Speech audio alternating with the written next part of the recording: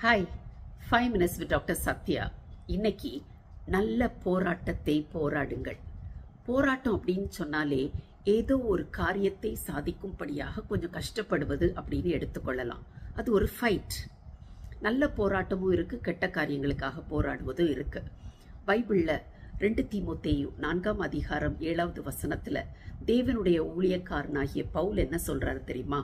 நல்ல போராட்டத்தை போராடினேன், ஓட்டத்தை முடித்தேன், விசுவாசத்தை காத்து கொண்டேன். இந்த உலக வாழ்க்கை அவருக்கு முடிய போகுதுன்னு தெரிஞ்சிருச்சு. அப்போ அவர் என்ன சொல்கிறாரு? நல்ல போராட்டத்தை போராடினேன், ஓட்டத்தை முடித்தேன் அப்படின்னு சொல்கிறாரு. அப்போ அவருக்கு ஒரு போராட்டம் இருந்திருக்கு இந்த உலக வாழ்க்கையில். ஆனால் அது நல்ல போராட்டம்னு அவரே சொல்லிட்டாரு. அப்போ எதுக்காக அந்த போராட்டம் அவருக்கு? அதற்கான பதிலையும் அவரே சொல்கிறாரு, விசுவாசத்தை காத்து கொண்டேன். இந்த உலக வாழ்க்கை ஒரு கிறிஸ்தவனுக்கு ஒரு விசுவாச ஓட்டம்தான், இயேசுவை நோக்கி. அப்போ அந்த விசுவாச ஓட்டத்தை கரெக்டாக வெற்றிகரமாக ஓடிட்டேன்னு சொல்கிறாரு. இப்போ விசுவாசம்னா என்ன? தேவன் பேரில் நாம் வைக்கும் ஒரு நம்பிக்கை. அவர் நம்மை கைவிட மாட்டார்னு ஒரு நம்பிக்கை. அது மட்டும் இல்லை, அவர் நமக்காக நிறைய ப்ராமிசஸ் கொடுத்துருக்கிறார்ல. இப்போ பார்க்கும்போது அந்த ப்ராமிசஸ் எல்லாம் காணப்படாதவைகளை போல இருக்கு, ஒன்றுமே நடக்கலை. ஆனாலும் அதை வாக்கு பண்ணினவர் அதை நிறைவேற்ற வல்லவர்னு அவர் மேலே ஒரு நம்பிக்கை வைக்கிறது. இது எல்லாம் தான் விசுவாசம்.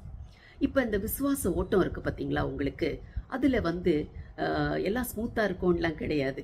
உங்களுக்கு தடுமாற்றம் வரலாம், நீங்கள் வலிக்கு கீழே விழலாம், உங்களுடைய விசுவாசம் உடைக்கப்படலாம், நீங்கள் உங்கள் விசுவாசத்தில் சோர்ந்து போய் உட்கார்ந்து விடலாம். ஆனால் இது ஒரு போராட்டம், போராடி தான் ஆகணும். அப்போ இந்த நல்ல போராட்டத்தை நல்லபடியாக நம்ம செய்யணும் அப்படின்னு சொன்னால் அதற்கான ஒரு 3 வழிமுறைகளை சொல்கிறேன், கேளுங்க. முதலாவதாக இச்சை அடக்கத்தோடு இருக்க வேண்டும். இச்சை அடக்கம்னா டிசிப்ளின், செல்ஃப் கண்ட்ரோல். இதை ஒரு விளையாட்டு வீரன் தன்னை எப்படியெல்லாம் ஒரு டிசிப்ளின்குள்ளால கொண்டு வருவானோ அதுக்கு ஒப்புமைப்படுத்தி பைபிளில் சொல்லப்பட்டிருக்கு.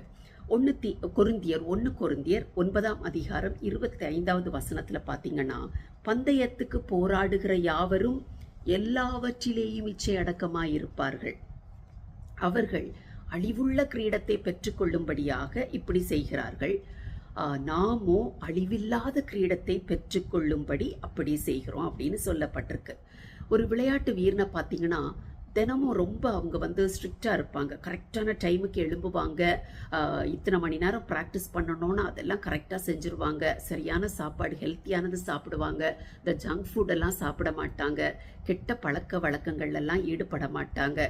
இப்படி அவங்க ரொம்ப ஸ்ட்ரிக்டாக இருப்பாங்க. ஆனால் இது கஷ்டமாக தான் இருக்கும்.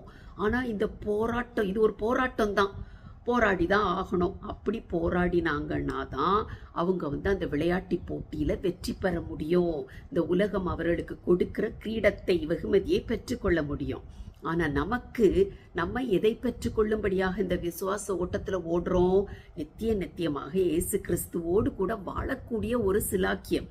அப்போ நமக்கு இந்த உலகத்தில் இந்த போராட்டத்தில் எப்படியெல்லாம் நம்ம இச்சையடக்கமாக இருக்கணும்னா, இந்த பைபிளில் கொடுக்கப்பட்டிருக்கிற வேத வசனங்களை வாசிக்கிறது மட்டும் இல்லை, அதன்படி நடக்கணும். அது ரொம்ப கஷ்டம்தான், ஆனால் அதன்படி நடக்கணும். இந்த வேத வசனங்களெல்லாம் மனப்பாடம் செய்யணும். இயேசுவோடு கூட ஜெபம் அப்படின்ற அந்த ஒரு உறவில் நல்ல ஸ்ட்ராங்காக இருக்கணும். இந்த உலகத்தின் இச்சைகளுக்கு விலகி ஓடணும். போராட்டம் தான், ஆனால் அப்படித்தான் நம்ம இருக்கணும். 2ஆவதாக பார்த்தீங்கன்னா, சூழ்நிலையை பார்க்காதீங்க, இயேசுவை பாருங்க. சூழ்நிலை உங்களுக்கு நெகட்டிவாக தான் இருக்கும். சூழ்நிலையை பார்த்துட்டே இருந்தீங்கன்னா அது உங்களை அமுக்கிரும். ஆனால் அந்த சூழ்நிலைகளை காட்டிலும் மேலானவராகிய இயேசுவை பாருங்க. பேதுரு இயேசுவனுடைய சீஷன். இயேசுவை நோக்கி கடல் மேலே நடந்தார். இயேசு அங்கிருந்து நடந்து வந்துட்டு இருக்கிறாரு. பேதுருவும் இயேசுவை நோக்கி போயிட்டு இருக்காரு, கடல் மேலே நடந்து. பாதி வழியில பார்த்தீங்கன்னா இயேசுவின் மேலிருந்த கண்களை எடுத்துட்டு சுற்றுமுற்றும் பார்க்கிறாரு, சூழ்நிலையை பார்க்கிறாரு. பயங்கர இருட்டு, அலைகள் எல்லாம் பயங்கர சத்தமா இருக்கு. பயந்துட்டாரு. பயந்து தண்ணிக்குள்ள மூழ்க ஆரம்பித்தார். சூழ்நிலை அவரை மூழ்கடிச்சிருச்சு. அப்ப இயேசுவை நோக்கி கூப்பிடுறாரு. இயேசுவை என்னை காப்பாற்றணும்னு சொன்னோன்னே இயேசு அவரை தூக்கி விடுறாரு. எனவே எல்லா சூழ்நிலைகள்லையும் அந்த சூழ்நிலையை காட்டிலும் பெரியவராகிய சர்வ வல்லமை உள்ளவராகிய இயேசுவை நோக்கி பார்க்க பழகிக் கொள்ளுங்கள். 3ஆவதாக, எல்லா சூழ்நிலைகளிலேயும் நீங்கள் ஒரு நல்ல போராட்டம் போராடுபவர்களாக இருந்தால் வாயின் வார்த்தைகள் கரெக்டாக இருக்கணும், நல்ல வார்த்தைகளாக பேசணும். சூழ்நிலை உங்களை நெகட்டிவாக தான் பேச சொல்லும், ஏன்னா அப்படி தான் இருக்குது. ஆனால் நீங்கள் பைபிளில் உள்ள வேத வசனங்களை பேசணும். ஃபார் எக்ஸாம்பிள், உங்களுக்கு ஒரு பெரிய நோய் இருக்குது, உடம்புலலாம் தடிப்பாக இருக்குது, கொப்பளமாக இருக்குது, உங்களுக்கு ஃபீவர் இருக்குது, வலி இருக்குது, அதையே பேசிகிட்டு இருக்காதீங்க. பைபிளில் என்ன போட்டிருக்கு? இயேசுவின் தழும்புகளால் குணமானீர்கள், அதை பேசுங்க. கஷ்டமாக தான் இருக்கும், சூழ்நிலை இப்படி இருக்கும்போது எப்படி அப்படி பேச முடியும்? ஆனால் போராடித்தான் ஆகணும். போராடி கஷ்டப்பட்டு அந்த பாசிட்டிவ் வார்த்தைகளை, தேவனுடைய வார்த்தைகளை பேசுங்க, சூழ்நிலைகள் மாறும்.